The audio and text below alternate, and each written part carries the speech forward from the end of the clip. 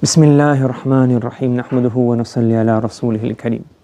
So usually, during our Nasiha sessions, we have been reading this book, Hayatul Salaf, Bain al-Qawli wal-Amal. Very useful book with good sayings of the Sahaba, Tabi'un, Tabu Tabi'in, etc.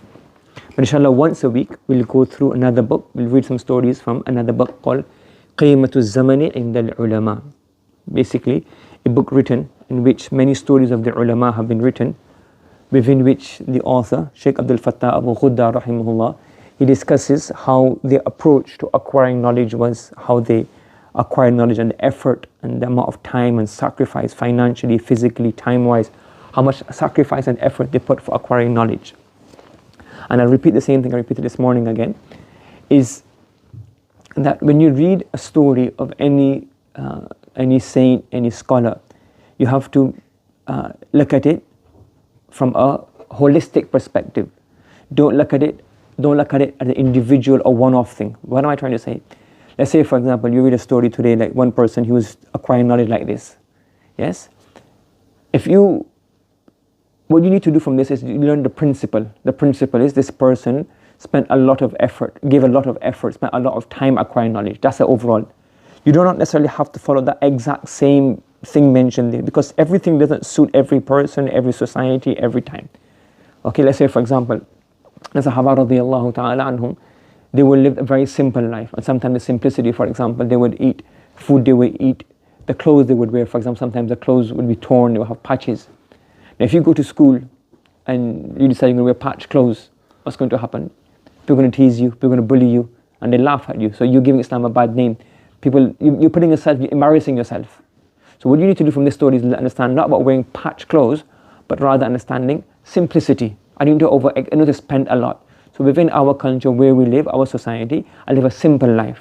So you don't have to say, well, I want to wear patched clothes. You say, well, I have a simple life. So in these things, sometimes you have two extremes. Some people don't have any zeal whatsoever, and some people read a story and they try to follow every single story word for word. And it's not practical, not possible. It doesn't suit every society, every person, every culture. Okay, so in these stories you read, we learn the underlying principle, which is put in hard work and a lot of effort to acquire knowledge. You don't necessarily have to try and do every single thing the same way. Yes, number one. And number two is any story, these stories that you read, certain scholars done 10 khatam or 20 khatam or 25 khatam or 30 khatam in Ramadan. They didn't achieve this from the day one. They started off maybe doing hifz, so then maybe they used to do 4 khatams. Then they started off 5, 10, 15, and 10, 15 years, and then they got to 25 khatams in Ramadan. Yes? So you don't start off like this. So the stories you read here, you're not going to get here all at once. All you have to do is say, for example, oh wow, this is hard work. So you know what? I go to work and I go to school, I can put in at least half an hour work extra. I don't have any work. I have a lot of time on the weekend. I don't have much work. I can put in 2 hours on the weekend. That's it. And it's slowly. Maybe the teachers, they now say, well, I can put in this many hours. And slowly you can increase. When you hear a story, for example, like, I can't remember, one story. You have many stories, like for example, a scholar said, I have no time to teach. And then he says, well, I'll meet you after Isha. And he says, like 12 o'clock at midnight. If you go try to do that now, you'll probably do it 1 day, 2 days, and you get tired, you can't do it. But when you continually develop, you become better. You're able to do these things. So all these stories you read, don't try and follow it from day one. You try to implement the principle, the underlying principle, and slowly, gradually work harder and harder. Do you understand? In everything, in acquiring knowledge, in ibadah, everything. You look at the principle, look, I can perform more nawafil. So maybe two extra rakats a day. I should read more Quran, so at least start 1 page a day. I mean, if you're not reading anything, start from half a page. If you're reading, then maintain that, or say, well, I can read a bit more. And slowly try and get better. Don't try and do everything one day, if not you get burnt out, and you just won't do anything ever again. Yes, that's the 2 things you have to remember when you read any story. One is that you can't follow exactly word for word, understand the underlying principle, and try to follow that. And number 2, it takes a long time to build up. So you work slowly toward the targets. You can, all of these things mentioned, you can become like this, but it takes you time to build up. Okay, so the story here mentioned regarding Ibn Abi Hatim and his son. So he says that his son, somebody asked his son that you have heard so many narrations from your father and so much hadith and so much knowledge from your father. You know, how did you do this? He said that he was my father, so I used to live with him. So what did I used to do? He said that when he used to eat, I used to ask him questions. I used to be eating and I would read a book to him. So whilst he was eating, I would be studying by him. So he said, I'd multitask. Instead of wasting my time, So when he was sleeping, I would eat maybe when he's sleeping or when he's doing something else. But my father was an alim, a scholar. So when he was eating, whilst he was eating, I would just read to him, and then any mistakes or anything I need to, he points out, he would just talk to me and explain to me whilst he was eating. He would be walking, yamshi wa aqra'u alayhi. He would be walking maybe home to masjid, to town, somewhere, market. So I would, once walking or walking to I would, on the way, we can do what? I would get some more stuff then. He would go into the house to get something, I would go into the house with him and read to him. So I would take a chance. Every opportunity I had, and that was what makes, I acquired so much knowledge. And sometimes you have to remember, sometimes you make incremental gains. Like sometimes, like if you read 5 pages, 5 minutes a day, 10 minutes a day, so much. You can build up so much. Like so many books you can cover, so many things you can read, just by doing a bit a day. Just consistency you need. If you have a fixed timetable, every day I read 5 pages, every day I read 20 minutes. In a week, that's how much? Just easily 2-3 hours. You can get this, and just maintain it. So small amounts, you can get so much, and you can read so much, you can cover so many things. You just need to plan your time properly. And then this same person, he says, regarding his father, so again, father and son both had such extreme zeal. He said that my father was passing away. He was fi naz'i, he was passing away. And what happened? I said to him, my father was passing away. Imagine how much zeal he had, and how much his father has zeal for knowledge. So the son said, my father's passing away. He never said, write me an inheritance or will that everything belongs to my son, or what should happen to your money. What did he write?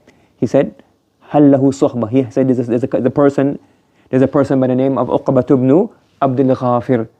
Okay? Is he a companion or not? هل له صحبة. Is he a companion or not? So he's trying to figure out some kind of, regarding one person, is he a companion or not? Did he meet the Prophet ﷺ or not? So his father was passing away. And his father didn't get angry or ignore him. He said, فَقَالَ لَا بِلِسَانٍ مِسْكِينٍ.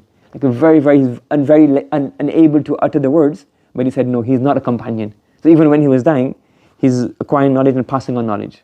That's how it should be. Continue to strive to acquire knowledge. You understand? So again, you see here, amazing. It's like every time of the day, even at time of death, even the other stories you read, Imam Abu Yusuf rahmatullahi alayhi, that the last things that they were discussing were ilm. So ilm is something, as I said this morning, it's something that we have the rest of our lives. It's not, you have courses are just there to start you off. Yes, courses to start you off. Graduation is not graduation. You can't graduate from knowledge. Graduation basically means we've taught you all we could teach you in our 6-year syllabus or 5-year syllabus or 4-year syllabus or whatever. Now you can go on to study some more. If you used to study and they say, well, I've finished, I'm not studying anymore. It's like, what's the point? Then don't even study. If that's your intention, then don't study here. There's no point. We're not teaching you a 3-year course. We're teaching the ability, so for the rest of your life, you can continue to study in some capacity or the other. So if you're able to understand the Arabic, and you have a basic understanding of the Arabic Nahwa, Sarf, Balagha, and you learn a few surah, how to translate them using translation of the Quran, and you know how to figure out where you get stuck, rest of your life, you say, well, I can't continue here because time doesn't allow me, my family circumstances allow me, I can't study anymore, but I've studied 3 years and I've understand how to translate Quran, I'll do the rest of myself. Or I'll come to attend certain classes, I'll do the rest of myself, and when I get stuck, I'll ask a teacher. I have students like that. One student, he studied with me some Arabic right at the beginning, when I first started teaching at home. So he's done some Arabic by me, a bit of Quran translation, and whenever I meet him, he's done, I think, the Quran translation twice by himself, from beginning to end, on his own, where he gets stuck, so he first with tafsir. He learned the Arabic, and then he just figures it out himself. You have to continue. If you're going to study and stop, it's for the rest of your life. Knowledge is for the rest of your life. Ilm is for the rest of your life, in some capacity or the other. Do you understand? So from this we learn that as much as we can, again, everybody's circumstances is different, everybody's ability is different, family circumstances, time, health, commitments, responsibilities are all different. What we learn from here is, as much as possible, let's try to utilize our time. And again, you don't have to overwork yourself at the beginning, you slowly build up. And the most important thing is continuity, and have a structured time that, every day I'll read this much, every day I'll do this much. If you do this, you realize so much. I even make a little target, make a little notebook. Make a notebook of something, today I read 5 pages, so make a little sheet, go to Excel, make a little sheet, dates. So put like 12 months, day 1, 1st, 2nd, 3rd, 4th, 31st, and I say, number of pages read, in this 5 pages, 10, when you see that, the day you read 5 pages, you read 4 days in a row, you read 5 pages, the next day you can't miss it, because you think, I have a blank on you want to have the whole year filled in. So I kind of make little targets, and don't do big targets, smaller targets, and slowly, it becomes your habit, and then you don't even have to do this anymore, just start you off. Okay, so here is, we learn from this, that the ulama, you don't become these great ulama, these books, you see these big books in the libraries, and you see scholars and discussing, giving lectures and talking. You don't become like this just by anything, in business, in sports, in anything. You don't become, see, the thing is, we just see the ending result. that, oh, this person is a great footballer or a great businessman or he's got great books, but you have to where they started off from, how much hard work they put in. So if you want to acquire knowledge, it's not just going to come by it's not coming easily, you have to put in effort. And you don't have to overwork yourself. If you structure your time and you put in the right effort, the right way, you can achieve so much. But you just have to structure yourself and plan. Don't let time be wasted. May Allah subhanahu wa ta'ala give us the ability to act upon this. Subhanallah wa bihamdi, subhanakallahumma wa bihamdika, wa nashhadu an la ilaha illa anta wa nastaghfiruka wa natubu ilayk.